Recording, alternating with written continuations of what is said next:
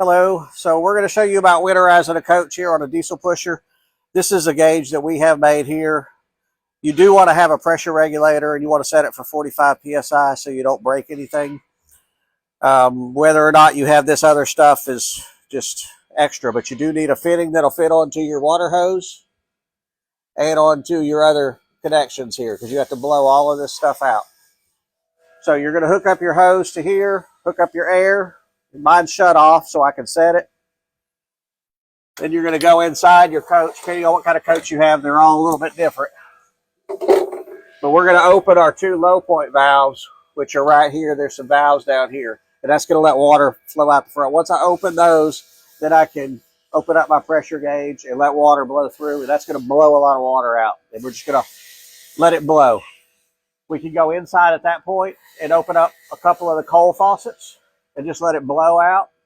Don't rush this process. Just let it blow for however long you got. Let it blow for an hour. And then go inside and turn off your colds and turn on your hots. Let it blow for an hour. Then turn off your hots. Turn on your shower cold, your shower hot. You want to have a good steady air running out of all your faucets. So if you open so much up that you don't see that spit and sputter and air blowing through there, then you might close one. But don't close them all because then you're going to wind up with too much pressure on the coach. Even though you have a regulator that says 45 psi, you're going to have to blow water like through your water dispenser on your refrigerator. You have to take a cup under it and just drain a couple of cups out of it and then get a good air through it. You're going to flush your toilets and let the air blow through the toilets.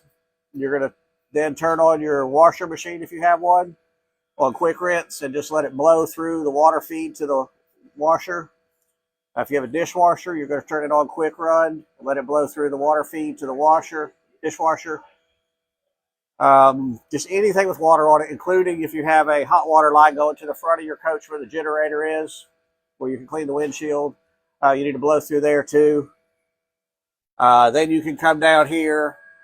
Of course, you're opening and closing your low point valves as you need to coincide with what's going on inside, because you don't want to take all the pressure out here. Once you get your cold waters open inside, you'll come out here and shut off your low points to let that pressure go up to the top. And then you can come back down here and you can open this valve to the freshwater tank to just blow the line out through there. Put it back on city water. Turn your water pump on. Let the water blow through the water pump for a couple minutes. I don't like to let that go too long, but I want to get it dry. After that, you can shut off your air. Go inside with your RV antifreeze, and you're going to dump about 1/3 of a gallon in the washer machine, clothes washer, and you're going to run a drain cycle on it to get it through the drain, which will get it through the filter at the bottom of the washer too. You're going to put about 1/3 of a gallon in the dishwasher if you have one. Let it drain. You're going to fill all your P-traps, so all your sinks, shower pan, just all the drains in there. You want to fill them up. A little bit too much is okay. Not enough is not okay. Pour a little bit down the toilets.